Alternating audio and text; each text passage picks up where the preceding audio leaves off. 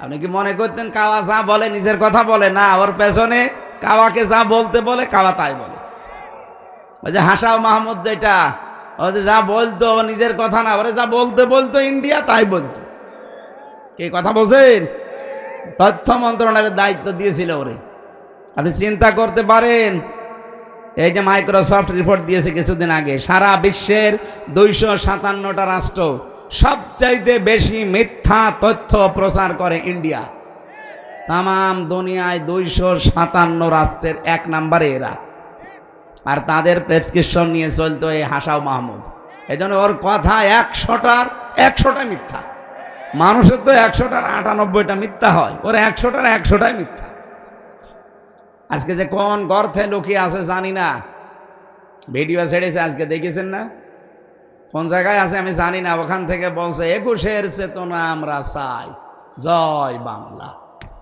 আরে সামনে এসে বল, অপারেশন ডেভিল হান্ট চলছে শয়তানের খোঁজে, তোর মতো শয়তান খুঁজতেছে।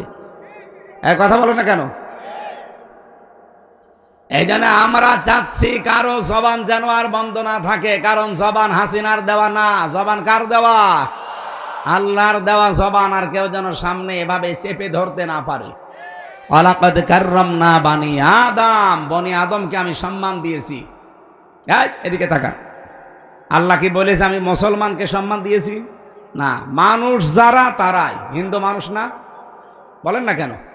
এই জন্য হিন্দু ভাইরা এসেলায় যদি থাকেন আশপাশে, আপনারা নিজেদেরকে ছোট মনে করবেন না। আমিরে জামাত ডক্টর শফিকুর রহমান হাফিজাহুল্লাহ, উনি অলরেডি আগস্টের 5 তারিখে কিন্তু ওপেন ঘোষণা দিয়েছেন, এদেশে সংখ্যালঘু সংখ্যা গুরু বলে কিচ্ছু নেই, যা আছি আমরা সব সমান।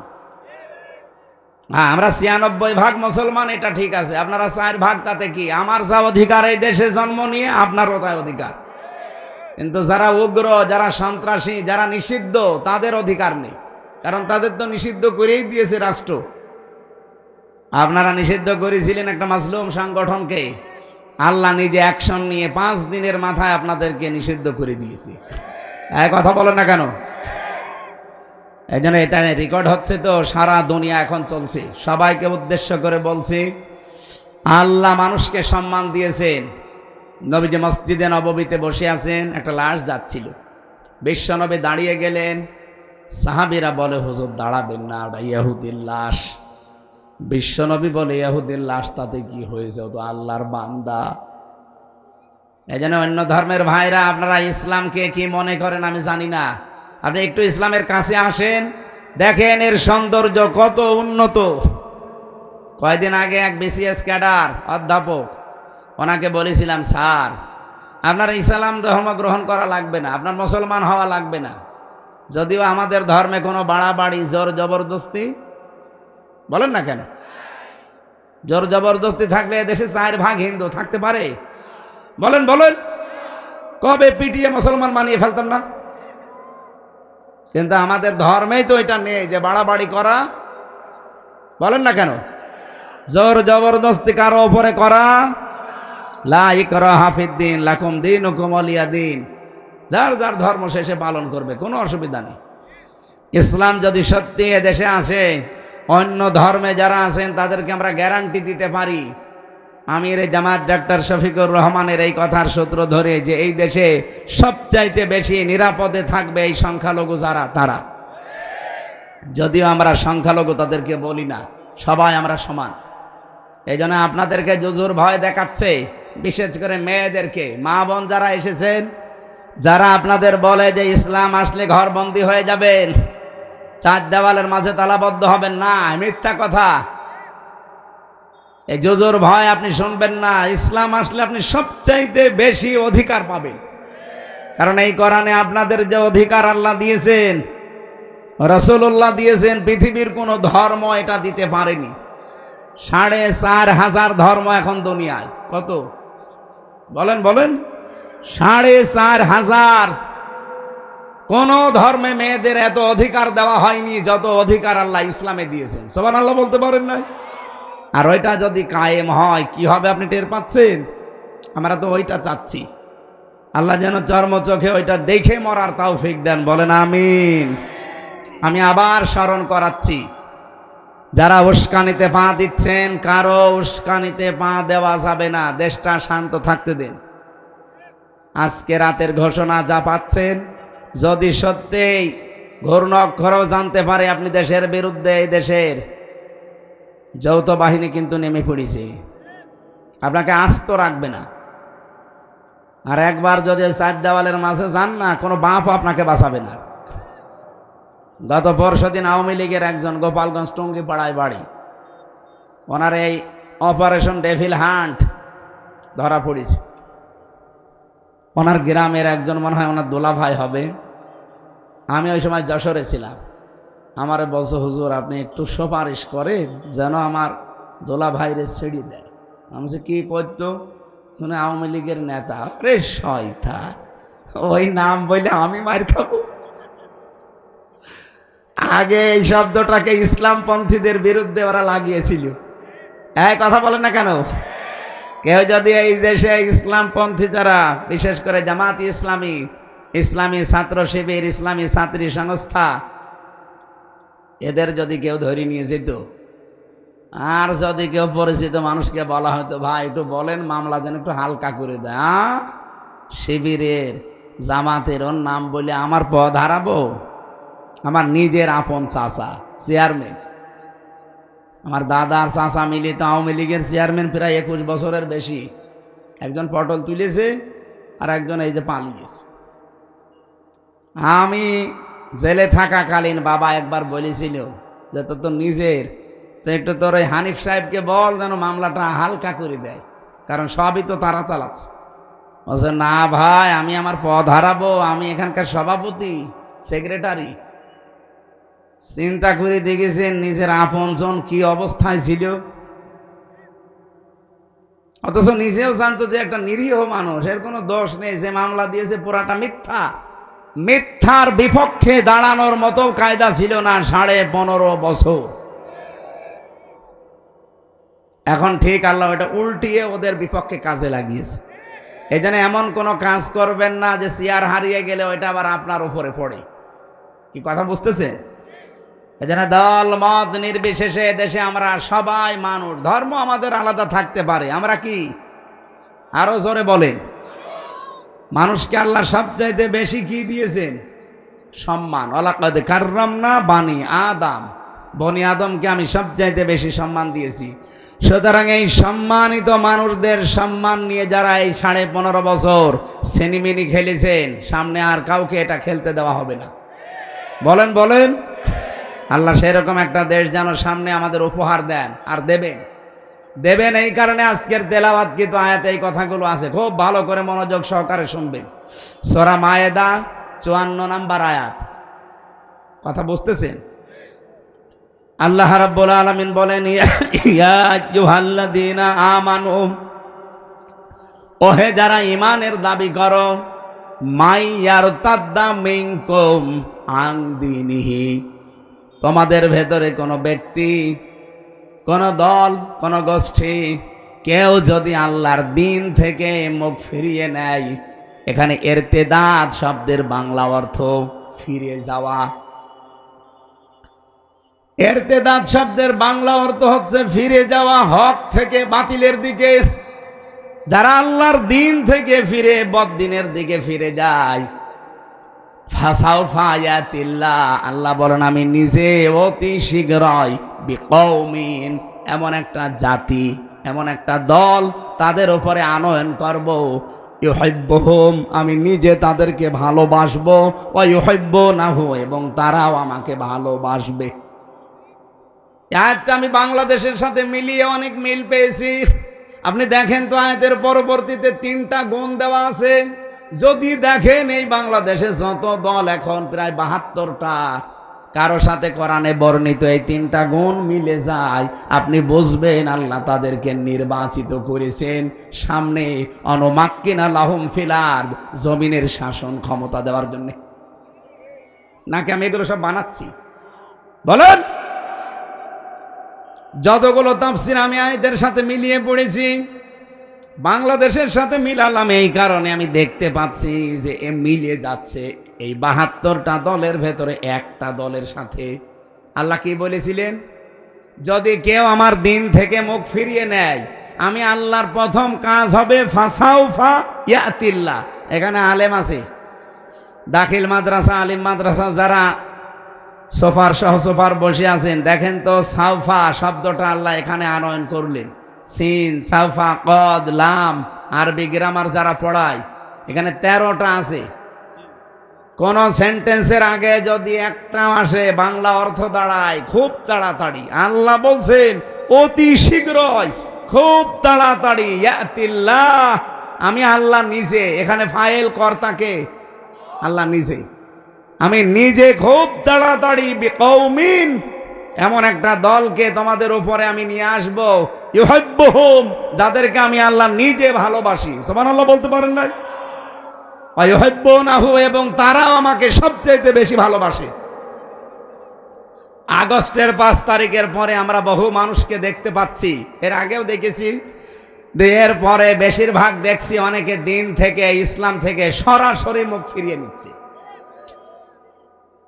কথা কি বুঝে বললেন নাকি আন্দাজে বললেন? আপনি কি দেখতে পাচ্ছেন বাংলাদেশে অনেকে ইসলাম থেকে, দিন থেকে মুখ ফিরিয়ে নিচ্ছে? তারা গালি দেয় জামাত ইসলামীকে। আরে ভাই, জামাত ইসলামী কি? সেটা দল। আপনি তারে গালি দেন কোন কারণে? আপনি তো সরাসরি আল্লাহকে, রসুলকে, ইসলামকে গালি দিতে পারছেন না, ওইটা এখন তুলছেন ওর উপরে। জামাত ইসলাম হোক, চরমনাই হোক, আটরশি হোক, ইসলামপন্থী যারা এই দেশে, বলেন তো এই মানুষগুলো কি তার বাবার কথা আপনাকে বলে? চরমনার পীর কোনোদিন বলেছে যে আমার বাবা ছাড়া কেউ জান্নাতে যেতে পারবেন না? তিনি এই কথা বলে যে কোরআন হাদিস ছাড়া কেউ জান্নাতে যেতে পারবেন না। জামাত ইসলামের কোন নেতা বলেছে যে আমার বাবাকে না মানলে জান্নাত পাবেন না? তাদের কথা এই যে কোরআন হাদিস না মানলে আপনি জান্নাত পাবেন না। কি বলেন বলেন? আল্লামা সাইয়্যিদ আবুল আলা মাওদুদী রহমতুল্লাহ আলাইহি, আল্লাহ রাব্বুল আলামিন জান্নাতের সর্বোচ্চ মাকাম তাকে দান করুন। আল্লাহর এই গোলাম বলেছিল, আমি ইসলাম মানতে গিয়ে দেখি নাই কোন বাবা কি বলেছে, কোন দাদা কি করেছে, কোন নেতা কি বলেছে। না, আমি দেখেছি আল্লাহ কি বলেছে আর রাসূল কি করেছে। ইসলামপন্থী যারা এদেশে, সবার এই এক কথায়, এই কথা বলে না কেন? সবার এই এক কথা, এর বাইরে যদি কারো কথা থাকে তারে মানা যাবে না। কথা বুঝতেছেন আপনারা? আমি নাম ধরেই বলছি, এটা রেকর্ড হচ্ছে এই কারণে। চাঁপাইনবাবগঞ্জের বিএনপির একজন এমপি, সাবেক এমপি না, এটা অবৈধ এমপি, কারণ এই 15 বছরে যারা এমপি হয়েছে সবগুলো অবৈধ। এদেরকে এমপি বলা জায়েজ নেই, এদের মন্ত্রী বলাও জায়েজ নেই, কারণ এরা তো আমরা ওদের ভোট নেইনি, এটা জোর করে হয়ে গেছে। কি কথা বলো না কেন? এদেরকে আমরা ভোট দিতে পেরেছি। আমার 33 বছর বয়স, 18 বছর থেকে ভোট দিতে আরম্ভ করলে আমি 3 বার ভোট দিতে পারি, একবারও পারি নাই। তার মানে ভোট এদেশে হয়নি এই 3 বারে। এজন্য সাবেক এমপি, সাবেক মন্ত্রী, এই 3 বারের যারা, তারা লিখবেন না, এতটুকু লিখবেন সাবেক চোর। না, যদি আরেকটু বেশি লিখতে চান সাবেক ডাকাত। এর চাইতে বেশি কিছু লেখা আপনার জন্য জায়েজ নেই। এমনকি 15.5 বছরের রাষ্ট্রের যে ভাতা নিয়েছেন সব ফেরত দেওয়া লাগবে। এই কথা বলেন না কেন? এখানেও যিনি দায়িত্বে ছিলেন, এই যে হাসিনাকে হজরত বলে ডাকতো, কি জানো না, আল্লাহর ওলি, কোথায় আছে? পালিয়েছে। কি আশ্চর্য চামচামি দেখেন তো, সংসদে দাঁড়িয়ে এরকম একটা নিকৃষ্ট মানুষকে বলতো হজরত হাসিনা। তামাম দুনিয়ায় কয়টা রাষ্ট্র আছে বললাম? 257। বলেন বলেন, আরো জোরে বলেন। এই যে আন্তর্জাতিক রিপোর্ট বের হয়েছে, আমি কিন্তু আন্দাজে বলছি না, সব আমার পড়া আর দেখা। আন্তর্জাতিক রিপোর্টে 10 জন মানুষের নাম এসেছে তামাম দুনিয়ায়, যে তারা সবচাইতে বেশি নিকৃষ্ট এই জমিনের উপরে। তার 1 নম্বরে হাসিনা, 2 নম্বরে বাশার আল আসাদ, 3 নম্বরে নেতানিয়াহু। এটা সব আমি বানাচ্ছি এখন নতুন করি না। বলেন কেন তামাম দুনিয়ায় এদের নামগুলো 1, 2, 3, আর 1 নম্বরে আসবে আল্লাহর ওলির নাম চলে গেছে। কি নিকৃষ্ট মানুষ হলে তামাম দুনিয়ার ভেতরে এখন 1 নম্বরে তার নাম আসে। আর এটা বানিয়েছে তো খ্রিস্টানরা, আমরা মুসলমানরাও বানাইনি।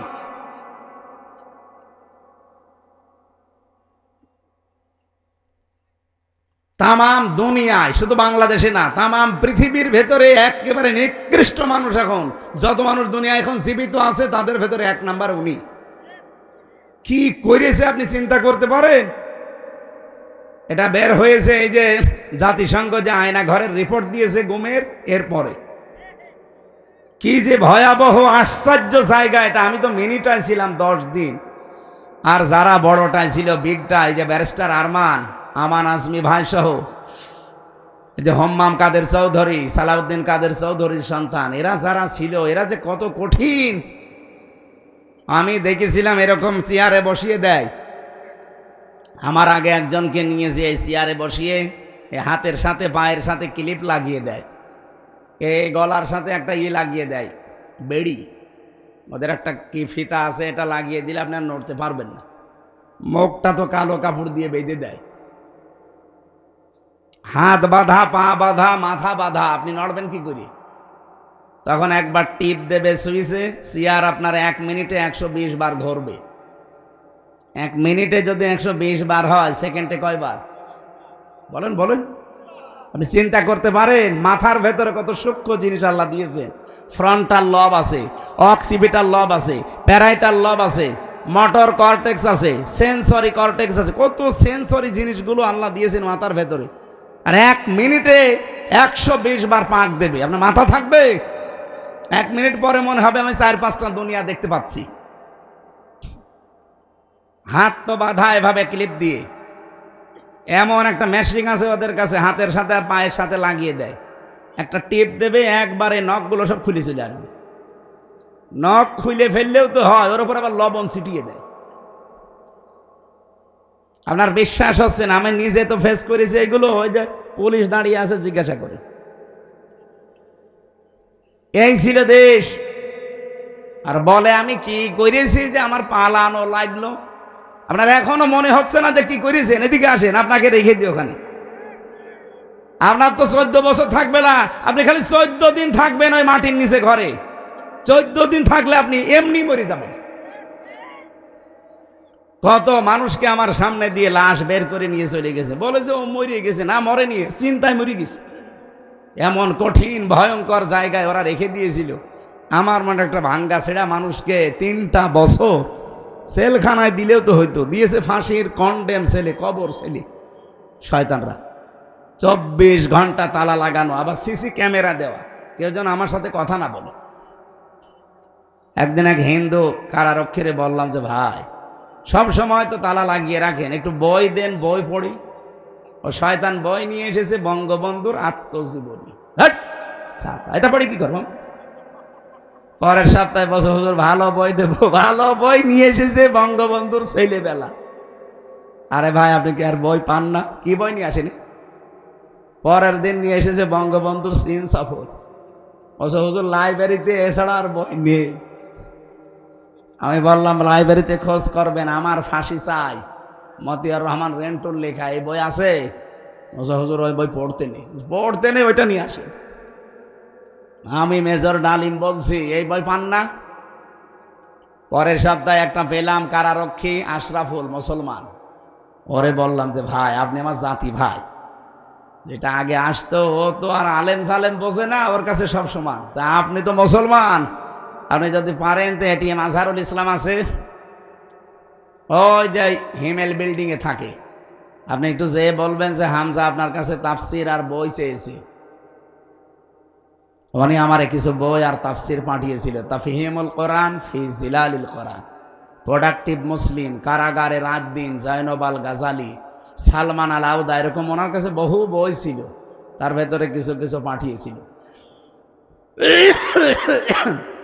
নিরপরাধে এই মানুষটার সাথে 3টা বছর কাটিয়ে আসলাম।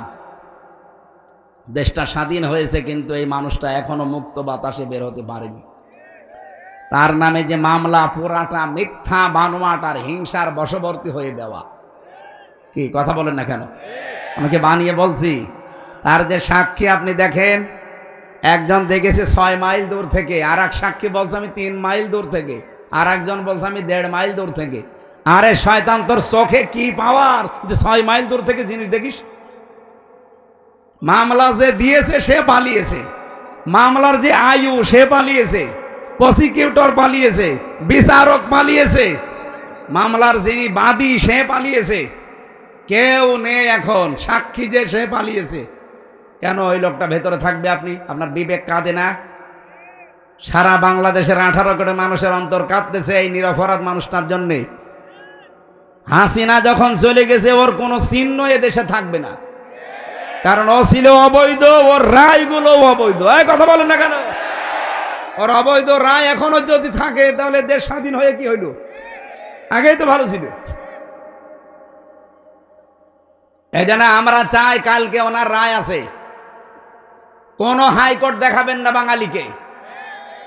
যদি হাইকোর্ট দেখান যে উনি সাজাপ্রাপ্ত, এই জন্য ওনাকে ছাড়া হয় না, তাহলে তারেক জিয়া 9 বছরের সাজাপ্রাপ্ত।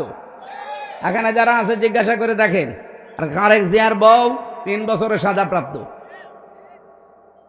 তারা যদি সাজাপ্রাপ্ত হওয়ার পরে আগস্টের 5 তারিখে তাদের মামলা ঢিসমিস হয়ে যায়, তারা যদি খালাস পায়, উনিও খালাস পাবে না? মানে লুৎফুজ্জামান বাবর আর উনি এক মামলা, একই ফাঁসির আসামি, একই জায়গায় থাকতো। বলেন তারে 17 বছর পরে যদি এ সরকার আসার পরে ছেড়ে দেয়, তারেক জিয়ার বন্ধু গিয়াসউদ্দিন মামুনকে 17 বছর পরে যদি ছেড়ে দেওয়া যায়, একটা মজলুম মানুষ, মুরব্বী মানুষ, নিজের কাজ এখন নিজে করতে পারে না, টুইলে বেড়ায়, আর এই মানুষটাকে সারা জীবন 14টা বছর দেখে জেলে রেখে দিলেন। জালেমদের নাই মায়া দেওয়া ছিল না? আপনাদের কি হয়েছে? আশা করছি আগামীকাল যেন ব্যত্যয় না ঘটে। যদি কিছু হয় 3 কোটি মানুষকে জেলে নেওয়া লাগবে আমির জামাতের সাথে। হ্যাঁ, কথা বলেন না কেন? এটা রেকর্ড হচ্ছে এবং ছড়াচ্ছে, সবার মাধ্যমে জানাতে চাচ্ছি, এটা আমার একার কথা না, সারা বাংলাদেশের সবার মনের কথা এটা। হ্যাঁ, আপনার শত্রুতা থাকতে পারে, কিন্তু মন আপনারও কাঁদে। কথা বলেন না কেন? আমরা চাই আগামীতে আমাদেরকে আর হাইকোর্ট দেখাবেন না। বহু হাইকোর্ট আমরা দেখেছি। কি আমরা চাই আগামীকাল ওনাকে মুক্ত বাতাসে বের করে দিয়ে শেষ বয়সটা অন্তত তার পরিবারের কাছে থাকার ব্যবস্থা করে দিন। লোকটার যে মানবতার দরদ, ইসলামের প্রতি তার যে দরদ, আল্লাহর প্রতি তার যে তাওয়াক্কুল, আমি 3টা বছর দেখেছি। আল্লাহ রাব্বুল আলামিন তার গোলামের জীবনের ভালো কাজগুলো যেন মঞ্জুর করেন। অন্যায় যদি মানুষ হিসাবে কিছু করে থাকে, আল্লাহ যেন মাফ করে দেন। শরণজিৎ বাবু কি বলেছিল? শয়তান যদি কাউকে ধরে ছেড়ে দেয়, বাগে ধরলে ছাড়ে, হাসিনা ধরলে। এই জন্য উনি হাসিনার শিকার। এই দেশের আলেমরা হাসিনার শিকার ছিল। যারা তার পা ছাড়তে পারতো না, তারা ছিল ওনার চোখের শূল। তাদেরকে জীবনটা নষ্ট করে দিয়েছে এমন এমন মামলা দিয়ে। মাওলানা মামুনুল হকের নামে ধর্ষণ মামলা দিয়েছে, নাউজুবিল্লাহ। আল্লামা সাইদির শেষ মামলা ছিল ধর্ষণ মামলা। চিন্তা করতে পারেন, আমার মতো একটা ভাঙ্গা ছেঁড়া হুজুর এই যে আগস্টের 5 তারিখের পরে কত মানুষকে তো পিটিয়ে অনেকে মেরে ফেলেছে। ঝিনাইদহে একজনকে মেরে টাঙিয়ে রেখেছিল।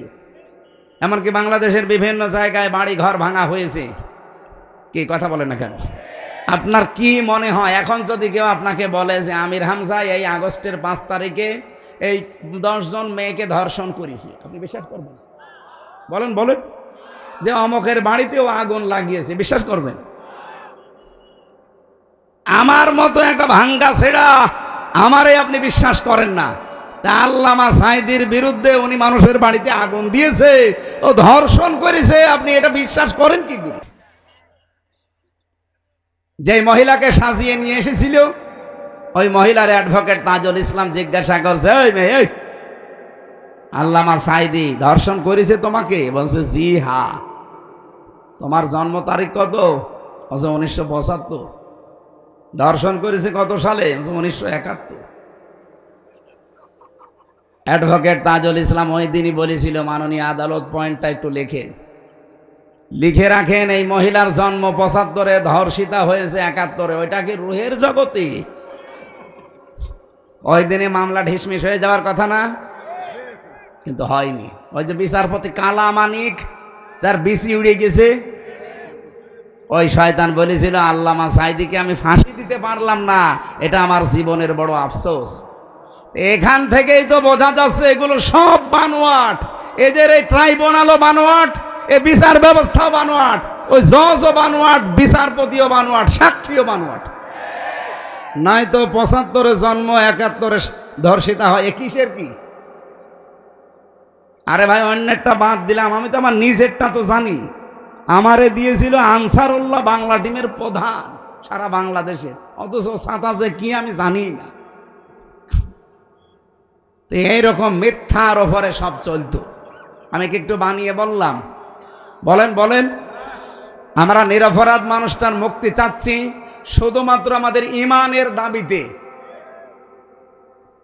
বিশ্বনবী মুহাম্মদুর রাসূলুল্লাহ সাল্লাল্লাহু আলাইহি ওয়াসাল্লাম 1399 জন মানুষকে তিনি শপথ বাক্য পাঠ করিয়েছিলেন হুদায়বিয়ার ওই গাছের নিচে বসে বসে। এ ঘটনা কোনোদিন শোনেননি? কি কি শুনেছেন আপনি?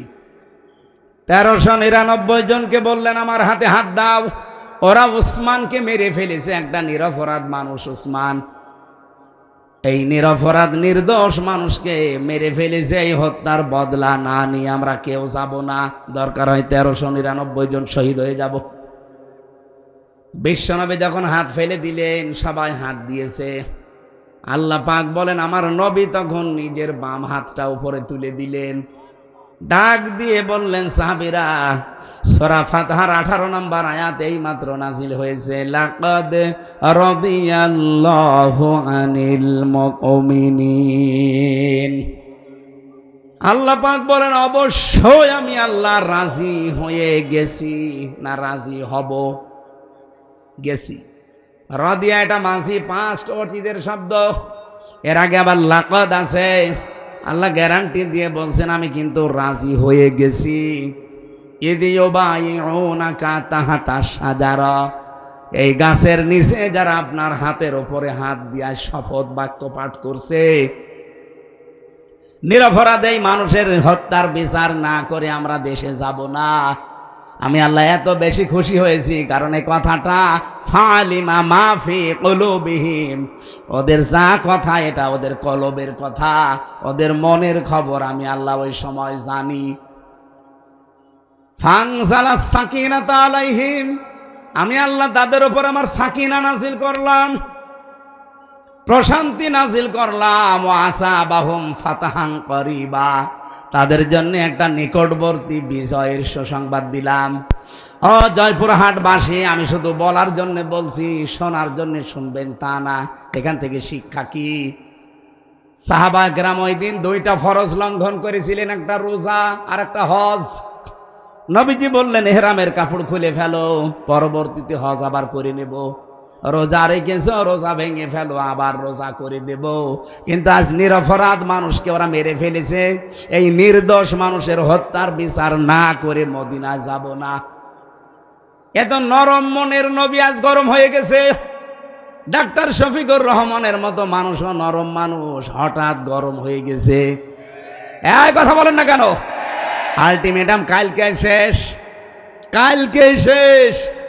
কালকে যদি সত্যিই নিরপরাধ মানুষটাকে আপনি মুক্তি না দেন, 3 কোটি মানুষকে বাংলাদেশে জেলে দেওয়া লাগবে, প্রস্তুতি নেন। কোথায় পাবেন জেলখানা? বাংলাদেশে যতগুলো জেল আছে সবচাইতে বেশি যদি মানুষ আটকিয়ে রাখেন 1,10,000 মানুষ আটবে, এরপর আসবে না। আপনি 3 কোটি মানুষ রাখবেন কোথায়? সুতরাং দেশটা যেন অশান্ত না হয়ে যায়, এই ছোট্ট বিষয়টাকে বড় করে না দেখে তাড়াতাড়ি কালকে ওনারে মুক্ত বাতাসে ফিরিয়ে দেন। হ্যাঁ, কথা বলেন না কেন? নবীজি যখন বাম হাত দিলেন, সাহাবী জিজ্ঞাসা করলেন, হে নবী বাম হাতটা কিসের? আল্লাহর নবী বললেন আজকের এই শপথ অনুষ্ঠানে আমার আল্লাহ রাজি হয়ে গেছে এই 1399 জন সবার উপরে। আমার ওসমান এখানে নেই, ওসমানের ওপরও আল্লাহ তো রাজি হওয়া লাগবে, এই জন্য বাম হাতটা তুলে দিলাম, এটা আমার ওসমানের হাত। বাংলাদেশে 18 কোটি মানুষ কিন্তু রাস্তায় অলরেডি নেমে পড়েছিল এই বিক্ষোভ মিছিলে। আপনি দল মত ওখানে পাননি। আমি তো কুষ্টিয়ায় দেখলাম লক্ষ লক্ষ মানুষ রাস্তায়, এখানে দল মত নেই। সবাই আল্লাহর কোরআনের আয়াত বিশ্বাস করে এই নিরপরাধ মানুষটার মুক্তির জন্য রাস্তায় নেমেছিল। 1500 বছর আগে হুদায়বিয়াতে আল্লাহ যদি নিরপরাধ মানুষের পক্ষ অবলম্বন করার কারণে ওদের উপরে রাজি হয়ে কোরআনের আয়াত নাজিল করে, এটিএম আজহারুল ইসলামের জন্য এই নিরপরাধ নির্দোষ এই মানুষটার মুক্তির জন্য ওই দিন যারা রাস্তায় নেমেছে, আল্লাহর কসম আল্লাহ তাদের উপরও রাজি হয়ে গেছে। আমি কথা বোঝাতে পেরেছি? সত্যি কথা বলছি আমি, কিন্তু দলীয় মনোভাব নিয়ে না, আমি কোরআনের আয়াতের সাথে মিলিয়ে বললাম। ওনারা একটা নিরপরাধ মানুষের পক্ষে থাকার কারণে যদি আল্লাহ রাজি হয়ে যায়, আমরাও তো এই নিরপরাধ মানুষটার পক্ষে আছি। আপনি নিজেই বুঝতে পারছেন, সে হাসিনার জিঘাংসার শিকার। খালেদা জিয়া বারবার কিন্তু বলেছে জামাত ইসলামের যাদেরকে ধরে ফাঁসি দেওয়া হয়েছে সবগুলো মানুষ নির্দোষ। এখনো ভিডিও আছে। আর আপনি হঠাৎ করে আগস্টের 5 তারিখের পর থেকে কিছু কিছু মানুষ দেখলে ফিরে যাচ্ছে, নাম দিচ্ছে গালি জামাত ইসলামকে। আরে ভাই, জামাতকে তো আপনি গালি দেন না, আপনি তো গালি দেন আল্লাহকে, রসুলকে আর ইসলামকে। বলে ইসলাম নিয়ে নাকি আমরা ধর্ম ব্যবসা করে খাই। আরে শয়তান, সারা জীবনে আমাদের এই পোশাক আশাক চরিত্র একই আছে। ধর্মের নামে যদি ব্যবসায় দেশে কেউ করে খেতে চায়, যারা শুধু ভোট আসলে টুপি মাথায় দেয় তারা। আজকে লুৎফুজ্জামান বাবরের বক্তব্য শুনেছেন, একটা জনসভা হচ্ছিল। উনি বলছে আমি জেলখানায় 17 বছরে যাবার পর আমার সাথেও ছিল লোকটা 2 মাস। আমি যে ইমান এনেছি, আমার মতো ইমান আমার মনে হয় দেশের সবাইকে জেলে দেওয়া দরকার, তাহলে আমার মতো এরকম শক্ত ইমানদার হবে। আসলেও তাই। যারা আজ ফটর ফটর করছে, এই যে চাঁপাইনবাবগঞ্জের হারুন আর ওর বউ, এই 2 জনকে জেলে দেওয়া দরকার ছিল, কারণ এই 15.5 বছরে একদিনের জন্য হাসিনার রোষানলে পড়েনি। বিনা ভোটের এমপি তারাও হয়েছিল। 2 বার জেলে গেছে হারুন, একবার রিলিফের টিন আত্মসাৎ করার কারণে, আর একবার শুল্কমুক্ত গাড়ি যেটা সরকার দেয় ওটা বিক্রি করে দেওয়ার কারণে। দলীয় কারণে, ইসলামের কারণে, দেশের কারণে একবারও তারা জেলে যায়নি। জেলে গেছে নিজেদের অপরাধের কারণে।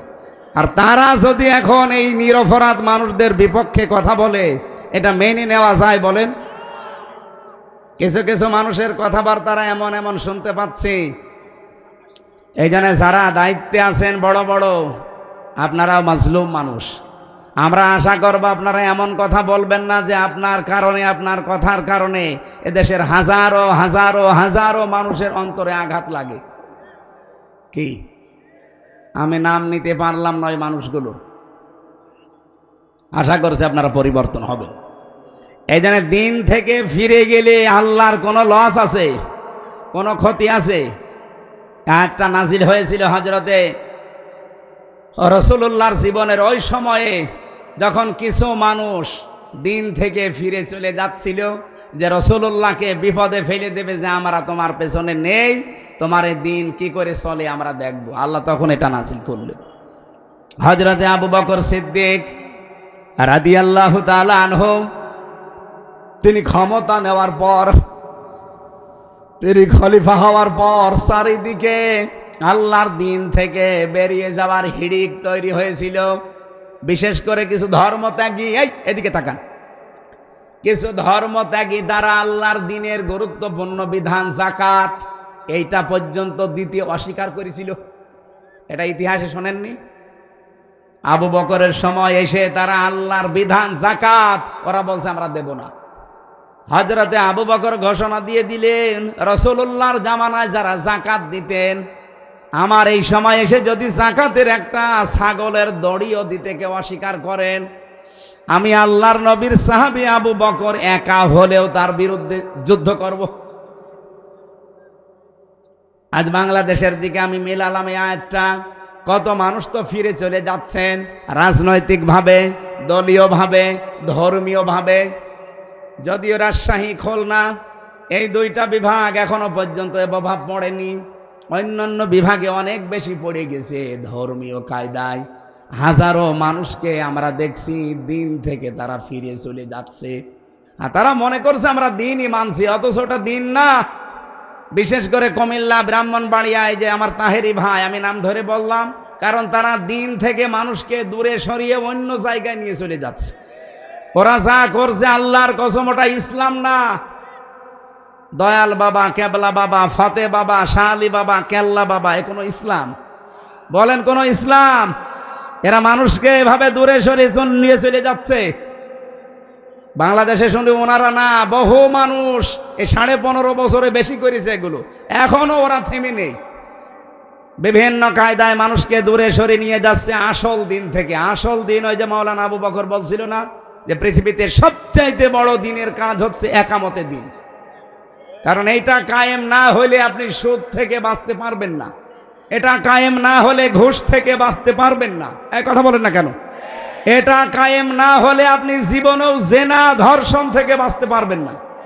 এই যে ছিনতাই হচ্ছে, প্রশাসন পারছে না কন্ট্রোল করতে, এইটা এনে দেন, প্রশাসনও লাগবে না। মানুষের ভেতরে যখন তৈরি হয়ে যাবে, আমরা ওইটা তৈরি করার জন্য চেষ্টা আছি ভাই। যারাই দায়িত্বে আছেন আপনারাই থাকেন, আপনাদেরকে দিয়ে আমরা কোরআনের এই আয়াতগুলো প্রয়োগ করাবো, দেশটা হয়ে যাবে মিনি জান্নাত। এক কথা বলেন না কেন? যতদিন এটা না আসবে, হাজারো চেষ্টা করলেও আপনি পারবেন না। একদিকে চেষ্টা করবেন, 10 দিকে ভেঙে চলে যাবে। এই জন্য আপনাদের চাইতে যেহেতু বাস্তবতা আমি দেখেছি বেশি, বয়স আমার ছোটতাতে কি, রাত আমরা যখন গভীর হয় দেখি রাতের বেলায় 3টা জিনিস রাস্তায় পাওয়া যায় বেশি, একটা বক্তা, একটা কুত্তা আর একটা পুলিশ। এই রাত বেশি হলে এদের পাওয়া যায় না। রাস্তায় যাবে, হয় দেখা হবে কোনো বক্তার সাথে, নাই কুত্তার সাথে, নাই পুলিশের সাথে। এই জন্য বাস্তবতার দিকে তাকিয়ে বলছি, বয়স ছোটতায় কি, আমি অনেক কিছু বাস্তবতায় বুঝি। এই জন্য আহ্বান জানাচ্ছি, সব বাদ দেন ভাই। আল্লাহর দিন থেকে দিনের নাম নিয়ে আপনাকে ফেরত নিয়ে চলে যাচ্ছে।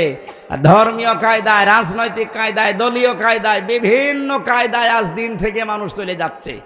রব্বুল আলামিন ঘোষণা দিয়ে জানিয়েছেন, ওয়াইন তাতাওয়াল্লাউ ইস্তাবদিল কওমান গায়রাকুম সুম্মা লা ইয়াকুনু আমসালাকুম। সূরা মুহাম্মদ। যদি তোমরা মুখ ফিরিয়ে নাও আমার দিন থেকে, আমি আল্লাহ এমন একটা দল তোমাদের উপরে নিয়ে আসবো যারা তোমাদের মতো হবে না। তারা আমাকে ভালোবাসবে, আমি নিজেও তাদেরকে ভালোবাসবো। তারা কারা? তাদের আল্লাহ কয়েকটা গুণ দিয়েছেন। দেখেন তো, বাংলাদেশে 72টার উপরে দল, 48টা নিবন্ধিত দল, আর একটা হলে আমরা 49টা থাকতাম, আমাদেরটাও ছিল। কিন্তু শয়তানরা রাগ করে, হিংসা করে, রাজনৈতিক প্রতিহিংসার কারণে আমাদেরটা আটক করে রেখেছে। আমাদের নিবন্ধন ছিল না, আমাদের মার্কা ছিল না। এই কথা বলেন না কেন? আরে ভাই, সরকার ছিল অবৈধ, রায় দিয়েছিল অবৈধ, আমাদেরটা নিবন্ধনও আটকিয়ে রেখেছিল অবৈধভাবে। তার অবৈধ কিছুই থাকার কথা না, কেন এটা আটকিয়ে রাখবেন? আমি আবার বলছি, কোনো হাইকোর্ট আমরা দেখতে চাই না। বাঙালিকে হাইকোর্ট দেখাবেন না, খুব তাড়াতাড়ি আমাদের মার্কার নিবন্ধন ফেরত দেওয়া লাগবে। এটা আপনারা রাজি আছেন না? দেখেন তো, হাত তোলেনি কে? দেখেন, ওই যে পেছনের ওরা হাত তোলেনি। হাত তোলেন। ওরা তাও তোলেনি, ওরা মনে হয় ওই দলের। ঠিক আছে, সারা দেশ থেকে এভাবে 18 কোটি মানুষ একবারে দাঁড়িয়ে যাওয়া দরকার। আপনি বৈধ জিনিস দেবেন না কেন? এই মার্কা নিয়ে যদি আল্লামা দেলাওয়ার হোসাইন সাইদি দাড়ি পাল্লা মার্কা নিয়ে যদি এমপি হতে পারে, সেই মার্কা নিয়ে সামনে সাইদ সাহেব হতে পারবে না? বলেন। আমরা চাই এদেশে 300 এমপি হবে সামনে। 151 জন মানুষ জানো ফজলুর রহমান সাইদের মতো বুকে কোরআন নিয়ে সংসদের সামনে যেতে পারে। মাত্র 151 জন। 300 জনের ভেতরে যদি যেতে পারে, আমি আল্লাহর কসম দিয়ে বলতে পারি, নামাজের ওয়াজ এই দেশে আর করা লাগবে না, জাকাতের ওয়াজ করা লাগবে না, পর্দার ওয়াজ করা লাগবে না, জেনার ওয়াজ করা লাগবে না, এমনি তার পরের দিন বন্ধ হয়ে যাবে। সাইদ সাহেবের মতো 151 জন বলবে, মাননীয় স্পিকার, আমরা নামাজের বিল চাই। উনি বলবে, ঠিক আছে, হাত তোলেন কারা কারা চান। 300-র ভেতরে এরকম 151 জন হাত তুললে ওটা পাশ হয়ে যাবে। তারপরের দিন 18 কোটি মানুষ বাংলাদেশে নামাজ পড়তে বাধ্য। বলেন বলেন। আপনি সাইদ সাহেবকে ভোট দিয়েছিলেন মাত্র একটা, উনি যদি ওই জায়গায় কোরআন বুকে নিয়েছে নামাজের বিল আনতে পারে, নামাজ পড়বে মানুষ 18 কোটি। আপনার একটা ভোট দেওয়ার কারণে 18 কোটি মানুষ নামাজের সওয়াব আপনি আমলনামায় পাবেন। এটা রাজনীতি মনে হয় আপনার কাছে? আর আপনি যেটা করেন ওটা তো পুরা দুর্নীতি।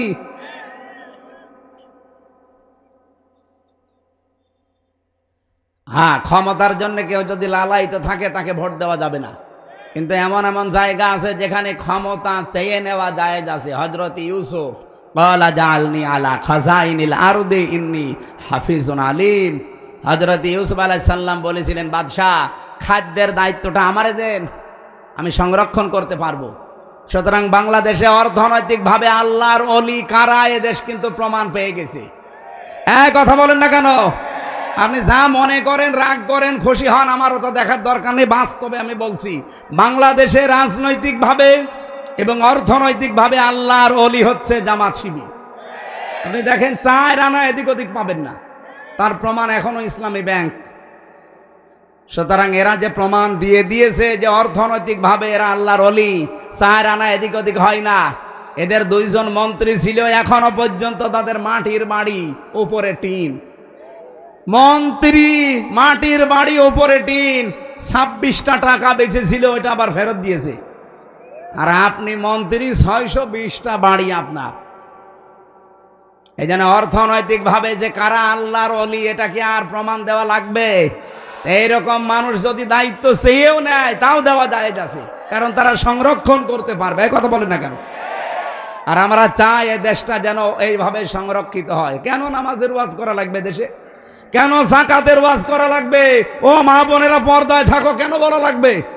খালি এরকম মানুষগুলো 151 জন একটু পাঠিয়ে দেন, ওয়াজও করা লাগবে না, এমনি মানুষ মেনে নেবে। আইন আমরা তৈরি করতে পারছি না, কারণ এরকম মানুষ আমরা নেই। ওখানে যা আছে আল্লাহর আইনের পক্ষের লোক নেই। এই জন্য আগামী থেকে যেহেতু এরকম একটা সুযোগ আসতেছে, অনেকে দেখছে এখন দিনের দিক থেকে মুখ ফিরিয়ে চলে যাচ্ছে। আল্লাহ বলেন, আমি একটা দল নিজে তৈরি করছি, ওই দলের গুণাগুণ যার সাথে মিলবে আপনি সেই দলে যোগ দেবেন। কয়টা গুণ? 3টা। বলেন বলেন, আরো জোরে বলেন। আদিল্লাতিন আলাল মুমিনিন আইজ্জাতিন আলাল কাফিরিন। আল্লাহ বলেন প্রথম গুণ হবে ওই দলের লোকদের, তারা নিজেদের ভেতরে পরস্পর রহম দিল হবে, কমল হৃদয়ের হবে। কোথায়? আমার বাড়ি কুষ্টিয়া। কোথায় বাড়ি? এটিএম আজহারুল ইসলামের বাড়ি রংপুর বদরগঞ্জ। কত দূরের মানুষ আমরা? প্রায় 350 কিলোমিটার দূর। এরপরও আপনি দেখতে পারেন নিজের আপন ভাইকে আমি যতটুকু ভালো না বাসি, তার চাইতে দিনের কারণে, ইমানের কারণে, ইসলামের কারণে আজহারুল ইসলামকে তার চাইতে 100 গুণ বেশি ভালোবাসি। কেন এটা তৈরি হয়েছে? আল্লাহ বলেন আজিল্লাতিন আলাল মুমিনিন, তারা মুমিনদের প্রতি হবে রহম দিল। এটা তৈরি করে দিয়েছে কে? আরো জোরে। আপনি দেখেন একামতে দিনের দায়িত্বে সারা বাংলাদেশে যারা আছে মনে হয় তারা সবাই এক ভাই, অথচ নিজের আপন ভাই ইসলাম মানে না, দিন মানে না, তাকে আমি জানের শত্রু মনে করি শুধু ইসলামের কারণে। এক কথা বলেন না কেন? আদিল্লাতিন আলাল মুমিনিন আইজ্জাতিন আলাল কাফিরিন, কাফেরদের প্রতি তারা হবে কঠোর, ভয়ঙ্কর। আগস্টের 5 তারিখের পরে এই দেশে ইসলামের বিরুদ্ধে কোনো কথা বলার সাহস কেউ দেখালে সবচাইতে বড় কড়াকড়ি ভূমিকা পালন করে দেশের একামতে দিনের কর্মীরা এবং ইসলামপন্থী যারা, তারাই। আপনি দেখেন অন্যদের চাইতে এরা কড়াকড়ি বেশি, কারণ এরা কোরআনের আয়াত মেনে চলে। ইউজাহিদুনা ফি সাবিলিল্লাহ, তারা আল্লাহর রাস্তায় জিহাদ করে। লা ইয়াখাফুনা লাউমাতা লাইম, কোন তিরস্কারকারীর তিরস্কারকে তারা পাত্তা দেয় না। এই জন্য আমিরে জামাতের ঘোষণা 2 দিন আগে শোনেননি, আপনারা আমাদেরকে চোখ রাঙাবেন না। সমালোচনা করেন, ওয়েলকাম জানাবো, কিন্তু কারো চোখ রাঙানি খাওয়ার জন্য আমরা বড় হইনি। আমরা দিনের কাজ করছি আল্লাহর দিকে তাকিয়ে, কারো তিরস্কারের ভয় আমরা পাই না। কে আমাকে ভালো বলবে, কে আমাকে যুদ্ধ অপরাধী বলবে, দেশ বিরোধী, ওটা আমার দেখার দরকার নেই। আমি কাজ করছি কার জন্যে? বলেন বলেন। এই যে 3টা গুণ বললাম, বলেন 73টা দল এখন বাংলাদেশে, 72টা, কোন দলের ভেতরে এই 3টা গুণ বেশি পাওয়া যায় আপনি বলেন? আল্লাহ বলেন এই মানুষগুলোকে আমি ভালোবাসি, তারাও আমাকে ভালোবাসে। যালিকা ফাদলুল্লাহ, এটা আল্লাহর অনুগ্রহ। ইউতিহি মাইয়াশা, যাকে তাকে আল্লাহ দেয় না, যাকে পছন্দ করে তাকে দেয়। আল্লাহু ওয়াসিউন আলিম, এবং আমি আল্লাহ প্রশস্ত প্রাচুর্যময়। এই আয়াতের পরের আয়াতে আল্লাহ 3টা গুণ দিয়েছেন। এদিকে তাকান, আপনাকে আমি কোরআন দিয়ে শোনাচ্ছি, আমার বাবার কথা না। আল্লাহ পাক যেই দলকে নিজে নিয়ে আনবেন বলছেন, ফাসাউফা ইয়াতিল্লাহ বিকৌমিন, আল্লাহ বলেন এমন একটা দলকে আমি নিয়ে আনবো, এই দলকে আমি অনুমাক্কিনা লাহুম ফিল আরদ, জমিনের শাসন ক্ষমতা দেব। কেন দেব জানো? অনুরিয়া ফিরাউনা ও হামানা ও জুনুদাহুমা মিনহুম মা কানু ইয়াহদারুন, আমি ফেরাউনকে, হামানকে আর তার দলের লোকদেরকে, সৈন্যবাহিনীকে দেখাতে চাই তারা সবচাইতে বেশি ভয় যাদেরকে পেত তাদেরকে আমি জমিনের শাসন ক্ষমতা দিয়ে দিয়েছি। এই 54 বছরে এই দেশের জালেমরা সবচাইতে বেশি ভয় পেয়েছে কিন্তু এদেশের একামতে দিনের নেতা কর্মীদেরকে, ওদের সবচাইতে বেশি ভয় এদেরকে। এদেশে আর দল নেই ইসলামী দল, কারো ওপরে কিন্তু বাতিলের টার্গেট না, টার্গেট শুধু যারা দিন কায়েম করে তাদের। বলেন না কেন? আল্লাহ বলেন মিনহুম মা কানু ইয়াহদারুন, ওরা সবচেয়ে বেশি ভয় যাদের পেত তাদেরকে আমি ক্ষমতা দান করলাম। সে আল্লাহ এখন নেই। উনি যেহেতু আয়াতে বলছে আমি দান করব, ফাইন্না হিজবাল্লাহি হুমুল গালিবুন, আমার দল এরাই হবে গালেব সামনে। সুতরাং এই আয়াতটা আমরা দেখতে চাই, সামনে যেন আল্লাহ আমাদের চর্ম চোখে দেখায়। বলেন আমিন। গুণের কথা বললাম কয়টা? 3টা। বলেন আরো জোরে বলেন। 1 নম্বরে আল্লাযীনা ইউকিমুনাস সালাত, যারা নামাজ কায়েম করে। নামাজ কায়েম কিন্তু এই জিহাদের কাজ না, সাইদ সাহেবের কাজ না, নামাজ কায়েমের দায়িত্ব রাষ্ট্রের। কথা বলেন না কেন? আল্লাযীনা ইম্মাক্কান্নাহুম ফিল আরদি আকামুস সালাহ, আমি যদি এরকম মানুষদেরকে দায়িত্ব দেই, শাসন ক্ষমতা পেয়েই তারা নামাজের বিল কায়েম করবে। সুতরাং বাংলাদেশে যারা নামাজ কায়েম করতে চায়, 1 নাম্বার গুণ। 2 নাম্বারে ইউতুনা যাকাতা, যারা যাকাত দিতে চায়।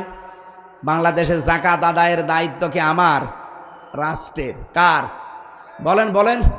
তাহলে এ দেশ যদি ইসলামের হাতে তুলে না দেন, যাকাত ভিত্তিক অর্থনীতি কায়েম হবে? আজ বাংলাদেশে ব্যাংকিং ব্যবস্থার দিকে তাকিয়ে দেখেন তো, ইসলামী ব্যাংকে যে নিয়ম নীতিগুলো মেনে চলে, সব ব্যাংকে যদি এই নিয়ম নীতি থাকতো, সুদের মতোই মারাত্মক গোনা, মায়ের সাথে জেনা করা লাগতো না। সুদ খাওয়া আর মায়ের সাথে জেনা করা সমান। কে কথা বলেন না কেন? আমরা ইসলামী অর্থনীতির মোশারাকা, মোদারাবা, মোরাবাহা, বায়ে সালাম, বায়ে ইস্তেসনা, বায়ে মুআজ্জাল, অহেদা, এরকম 28টা নিয়ম আছে ইসলামী ব্যাংক যেগুলো মেনে চলে। বাংলাদেশের সোনালী, রূপালী, চৈতালি ব্যাংক আছে, ওটাও হবে। যত রকমের ব্যাংক আছে, সোনালী, রূপালী, এরপরে অগ্রণী, চৈতালি, সব ব্যাংকে যদি ইসলামের এই অর্থনীতি আমরা কায়েম করে দিতে পারতাম, মায়ের সাথে জেনা করার গোনা থেকে বাঁচতে পারতাম। অথচ এই গোনা বাংলাদেশে এখন নেই। বলেন বলেন। এখানে অনেকে বসে আছে, এই যে টাকা ছেড়ে রাখেন, 1000 টাকা ছেড়ে দিলে মাসে মাসে 200 টাকা বেশি দেয়। এই নিয়ম নীতি নেই এলাকায়?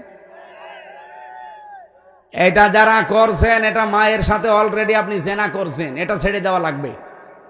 আরে ভাই, মায়ের সাথে জেনা করে এসে নামাজে দাঁড়ালে নামাজ হয়? বলেন। যারা এই কাজে আছেন, কারা কারা এটা ছেড়ে দেবেন? হাত তোলেন তো। 2 হাত তুলছো। এই লোকটা নাই, বললো যে হুজুর আপনার মাহফিল নেবো, এই টাকা ছেড়ে রেখেছে, সুদের টাকা। এইদিকে আসেন। না না, ভুল করে না, তবে 2 হাত তুলবে। আপনি আমার মাহফিল নেবেন? কিসের মাহফিল নেবেন আপনি? না, যারা টাকা ছেড়েছেন ভাই, আপনি না খেয়ে মরে যান, তারপরেও এই কাজটা করেন না। আপনার নামাজ, রোজা, এই যে দাড়ি, টুপি, পাগড়ি সব মাঠে মারা যাচ্ছে। আপনি মায়ের সাথে জেনা করে আসলেন, নাউজুবিল্লাহ।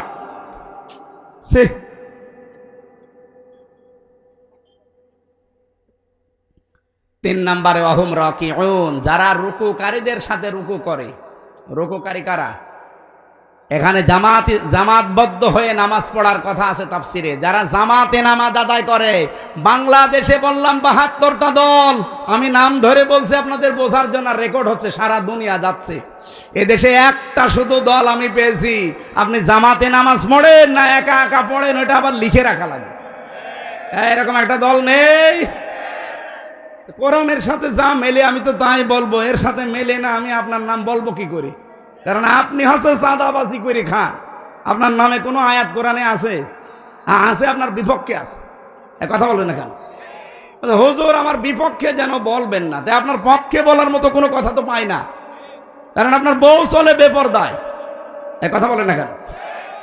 একজন ওয়াজ করেছিল রুহুল আমিন ভাই, বলছে ইমামতি করতে গেছি, সুদের আয়াত পড়ে সুদের কথা বললাম। ওরে আল্লাহ, ওই মসজিদের সভাপতি হচ্ছে সুদখোর, টাকা ছেড়ে রাখে টাকা আসে, এরকম সভাপতি দেশে নেই। উনি নামাজের পরে বলছে, হুজুর আমি নিয়ে আসলাম আপনারে, আর আপনি আমারে বাস দিলেন।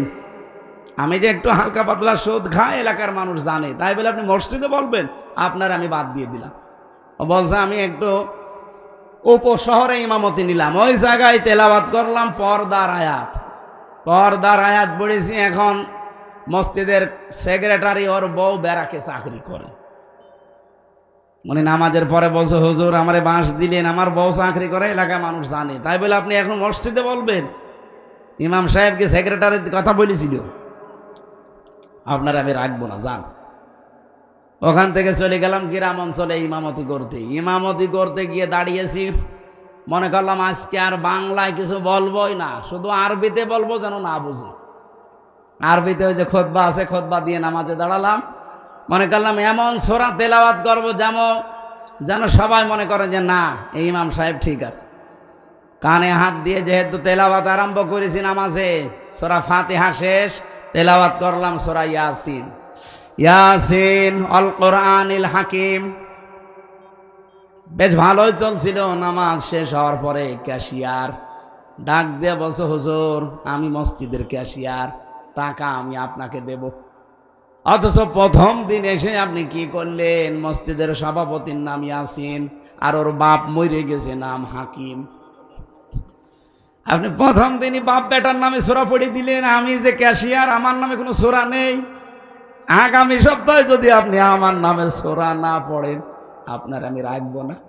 চিন্তা করছে, শহরে গেল ইমামতি, উপশহরে গেল, গ্রামেও চলে যাবে, কি করি, সূরা কোথায় পাই? মনে মনে একটা সূরা বানালাম। সামনের সপ্তাহে নামাজ পড়ালাম সূরা ফাতিহার পরে ওই সূরা দিয়ে।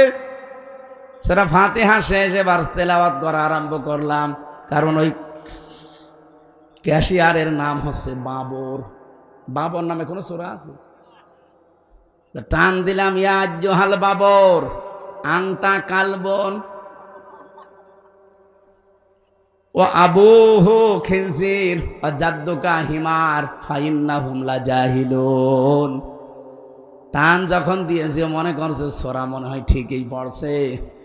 তেলাওয়াত শেষ হয়ে গেলে নামাজের পরে বলছে, হুজুর খুব সুন্দর হয়েছে, আমার নাম কি সুন্দর করে বললেন, ইয়া আইয়ুহাল বাবর। তা আপনি এই সূরার অর্থ বলেন। ইমাম সাহেব বলছে, এর বাংলা অর্থ হচ্ছে, হে বাবর নিশ্চয় তুই কুকুর। তোর বাবা হচ্ছে শুকর, তোর দাদা গাধা, তোর 14 বংশ মূর্খ। একটা সূরা হইল। আপনাকে এত কিছু নাম ধরে বলার পরেও যদি বলেন না আমার নামে কিছু পড়ে না, তে আমি আপনার নামে পাবো কোথায়? আপনি এমন দল করেন যে দলে নামাজ লিখে রাখা লাগা তো দূরের কথা, নামাজই পড়া লাগে না। কিন্তু আমি এমন দলের কথা বলছি যে দলে নামাজ পড়বেন একা না জামাতে, ওইটাও লিখা লাগে। আবার পরের মাসে দেখানো লাগে যে এই দেখেন আমি নামাজ জামাতে পড়েছি এই কয়েক। তো যদি সত্যি আপনার জামাতে নামাজ না থাকে, আপনাকে থেট দেওয়া হবে, আগামী মাসে সংশোধন হবে। এই কথা বলছেন না? এটা একটা বিশ্ববিদ্যালয়ের মতো। কোরআনের আয়াতের সাথে তিনটা, আমি তিনটাই মিলিয়ে ফেললাম। কারণ নামাজ কায়েমের আন্দোলন করে দেশে একটা মানুষ, জাকাত ভিত্তিক অর্থনীতি কায়েমে করার জন্য চেষ্টা চালায় একটা দল, জামাতের সহিত নামাজ আদায় করার জন্য উদ্বুদ্ধ করে একটা দল, তা আমি আপনার নাম পাবো কোথায়? আল্লাহ পাক বলেন এইভাবে যে মানুষগুলো তিনটা গুণ অর্জন করবে, আমি আল্লাহ তাদেরকে নিজে পছন্দ করে তোদের উপরে নিয়ে আসবো, তাদেরকে আমি আল্লাহ এদেশের ক্ষমতা দেব। আল্লাহ যেহেতু বলছে, এটা মিথ্যা হওয়ার সম্ভাবনা বলেন বলেন। এই জন্য দিন দিন ইসলামের জোয়ার কিন্তু তৈরি হয়ে গেছে অলরেডি। আমরা আগস্টের 5 তারিখের আগে দেখতাম এই দেশে মানুষ 100 জনের 15 জন বলতো আমরা ইসলাম চাই। আর এখন এই যে ফেব্রুয়ারির 18 তারিখ, আজকে তো 24 তারিখ, 18 তারিখ একটা জরিপ পেয়েছিলাম, এদেশের 100 জনের 66 জন মানুষ বলছে আমরা এদেশে ইসলাম কায়েম চাই। আপনি আর কিছুদিন চাইতে দেন, 6 মাস 10 দিন 15 দিনের ব্যবধানে যদি এই পরিবর্তন হয়ে যায়, আর 6 মাস যেতে দেন, এদেশের 100 জনের 100 জন মানুষ বলবে আমরা এদেশে ইসলাম চাই। এই জন্য অনেক মুনাফিকের মাথা খারাপ হয়ে গেছে, বলছেন না আমরা কিচ্ছু চাই না, নির্বাচন চাই। আরে ভাই, নির্বাচন তো চাবেন, 100 জনের 90 জন এখনো পর্যন্ত ওই জালেমদের দোসররাই দায়িত্বে আছে। এগুলো পরিবর্তন করা লাগবে না? মা বোনদেরকে জান্নাতের যে কাজগুলো আছে, সর্বোত্তম কাজ আপনার বাড়িতে যে দায়িত্বগুলো আছে এগুলো পালন করবেন। খাদিজাতুল কুবরার পুরা জীবনী দেখেছি, তাকে আল্লাহ নিজে জান্নাতে ঘর বানিয়ে পাঠিয়েছিলেন, অথচ জীবনে তিনি এক ওয়াক্ত নামাজ পড়েননি, একটা রোজা রাখেননি, একটা টাকাও দান করেননি, জীবনে একটা সাদগা করেননি, কোনোদিন হজও করেননি, একদিনও পর্দায় থাকেননি। কারণ এই বিধানগুলো সব তার ইন্তেকালের পরে নাজিল হয়েছে। কথা বুঝতেছেন? এই জন্য এগুলো তিনি পালন করতে পারেননি, অথচ আল্লাহ নিজে জান্নাতে ঘর বানিয়ে তার জন্য পাঠিয়ে দিয়েছিলেন দুনিয়ায়। সুসংবাদ জানিয়েছেন, একটা মহিলাকে আল্লাহ সালাম দিয়েছেন, তার নাম খাদিজাতুল কুবরা রাদিয়াল্লাহু তাআলা আনহা। আমি তার পুরা জীবনীতে এইটাই পেয়েছি, আল্লাহ রাব্বুল আলামিন সালাম দেওয়া, জান্নাতে ঘর তৈরি করে পাঠিয়ে দেওয়া সুসংবাদ একটা কারণে, তিনি তার স্বামীর পেছনে সব উজাড় করে দিয়েছিলেন। আজ হাজারো পরিবারে স্ত্রীর ছোট মনের কারণে অনেক সন্তান, আমরা যারা স্বামী আছি, মানসিক রোগী হয়ে যাচ্ছে। আমি নিজে স্বামী, এখানে যত স্বামী বসে আছে প্রত্যেক স্বামীর পক্ষ থেকে আমি বলতে পারি, পৃথিবীতে এমন কোনো স্বামী নেই যে বিয়ের পরে আমার মা বাবা আলাদা হয়ে যাক এটা আমরা চাই। বলেন, 100টার 98টা পরিবারে আমরা বাধ্য হই। এই কথা বলেন না কেন? মা বাবাকে হয় আলাদা করে দেয়, নাই বাড়ি থেকে তাড়িয়ে দেয়, নাই বৃদ্ধাশ্রমে রেখে আসে, অথবা আর এক ভাইয়ের আন্ডারে দিয়ে দেয়।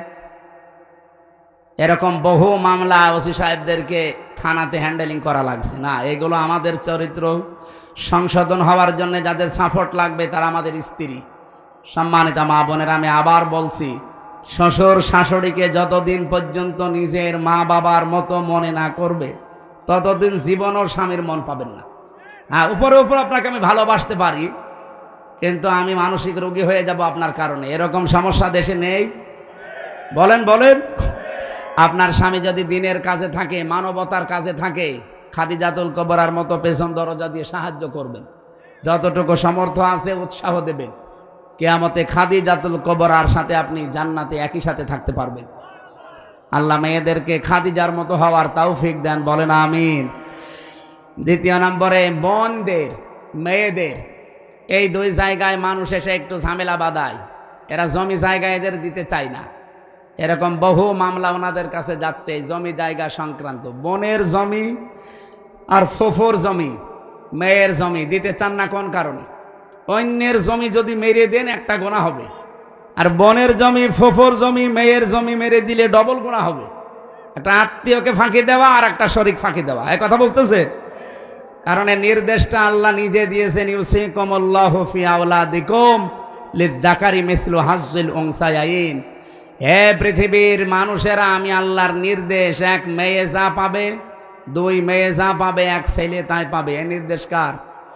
তো বহু নামাজি মানুষ দেখি না, এটা মানতে চান না। হজে যাওয়ার আগে পর্যন্ত আপনি চিটারি করেন, ছেলের নামে ভালো ভালো সম্পদ, দোকানদার সব দিয়ে দেন, আর হজে যাওয়ার আগে বলে, মেয়ে তোর মা তোর জন্য আমি দোয়া করে দিলাম। এটা একটা টাটকা নির্ভেজাল শয়তান, আবার হজে যাচ্ছে। তুই দোয়া তো করবি, ওরে ফাঁকি দিলি কেন? আগে ওর জমি ফেরত দে, এরপরে দোয়া কর।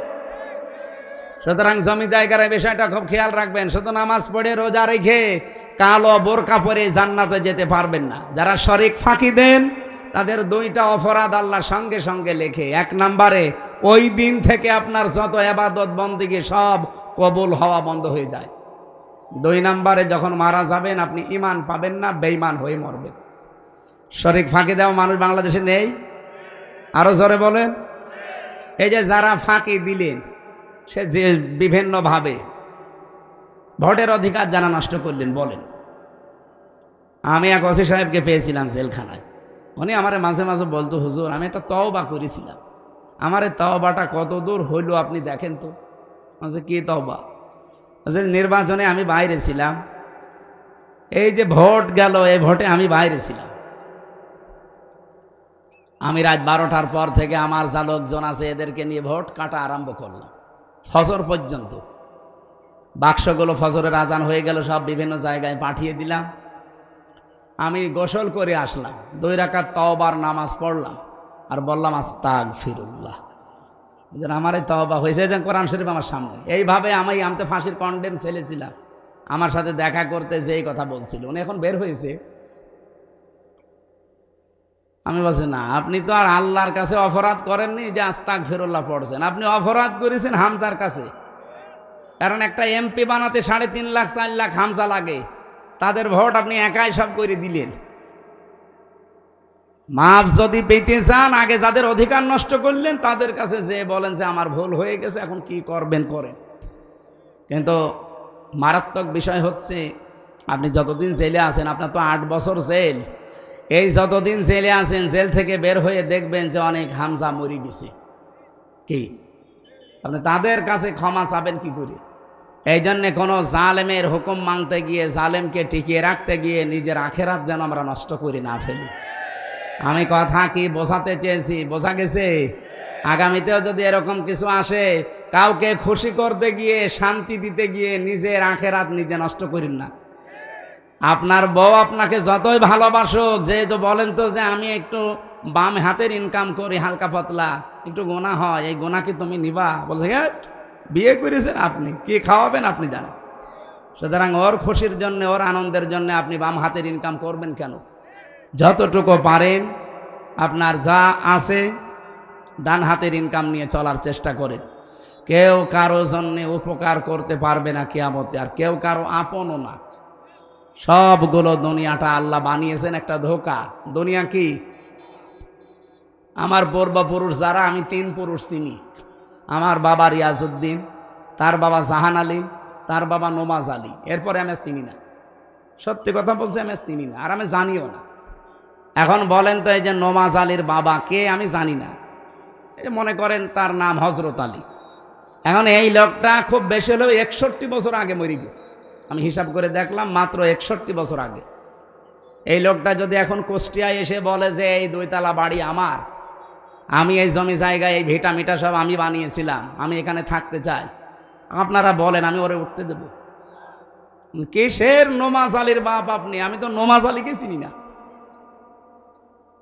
আমি কি বেশি বললাম? এটা হবে।